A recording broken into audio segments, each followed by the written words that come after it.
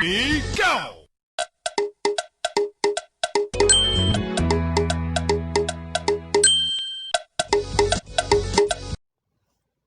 Breaking news. Welcome to today's headlines.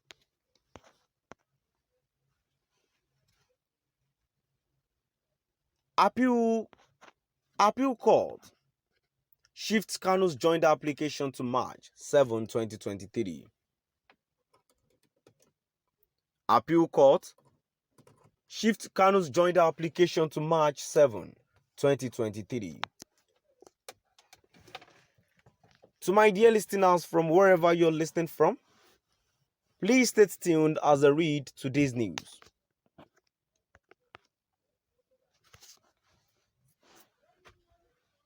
The Abuja division of the Court of Appeal has shifted the hearing to March 7, 2023, in an application filed by the detained leader of indigenous people of Biafra, Ipob, Kanu, seeking to be joined in the appeal, challenging the proscription of the group by the federal government.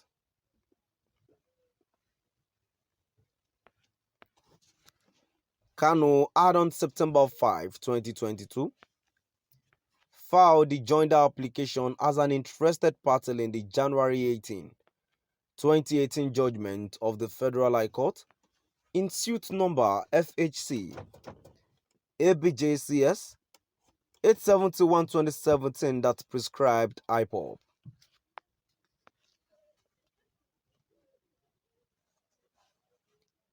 Although the hearing in the application was scheduled for Wednesday, the appellate court did not sit and the matter was shifted to March 7, 2023.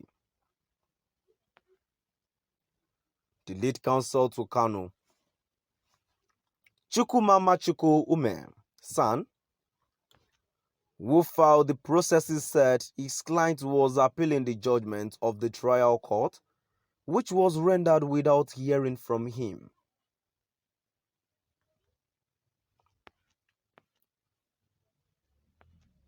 Kanu expressed dissatisfaction with the judgment as proposed to challenge it on appeal. In his proposed grounds of appeal, he contended that the trial judge erred in law when he ruled that the Honorable Attorney General in his application ex parte exhibited a document showing the existence of a threat to national security by the respondent, applicant, and accordingly made the order. By the order of 28 September 2017, prescribing the respondent, applicant organization, and of the firm view that the right of the applicant to private and family life, freedom of expression, right to peaceful assembly, and freedom of movement have not been infringed upon. I also hold that the applicant's right to a fair hearing has not been violated by the grant on the ex parte order.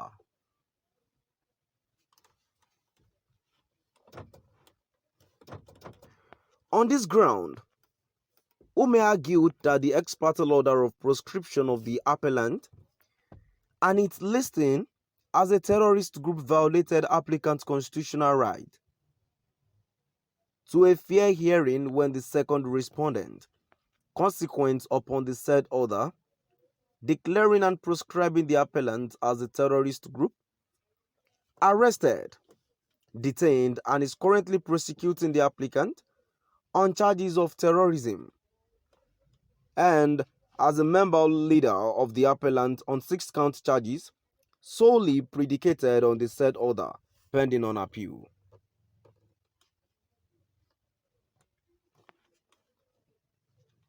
That charging the applicant with the offenses enumerated above, which offences are wholly predicated on the said ex parte order, and upon which applicant was not on notice, violated applicant's constitutional right, including particularly his right to a fair hearing. Section 36 of the Constitution of the Federal Republic of Nigeria as amended hereafter the Constitution provides as follows: in the determination of his civil rights and obligations, including any question or determination by or against any government or authority, a person shall be entitled to a fair hearing within a reasonable time by a court or other tribunal established by law and constituted in such manner as to secure its independence and impartiality.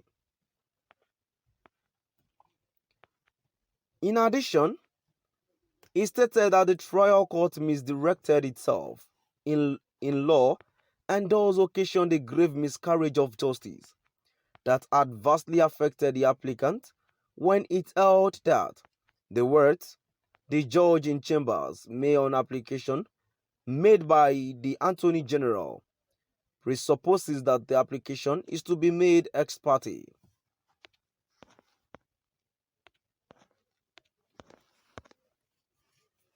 The trial judge lifted the words in small close quote from Section 2(1)(c) of the Terrorism Prevention Amendment Act 2013, which had used judge in chambers, not ex parte, in enacting the procedure for obtaining an order of proscription and declaration of an entity as a terrorist organization.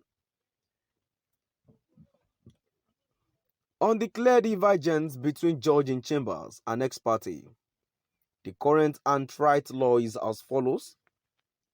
The plain meaning of ex parte is not one and the same with judge in chambers. Whereas ex parte carries elements of one party only being heard even in open court, not necessarily in chambers. A judge in chambers does not mean that only one party would be heard.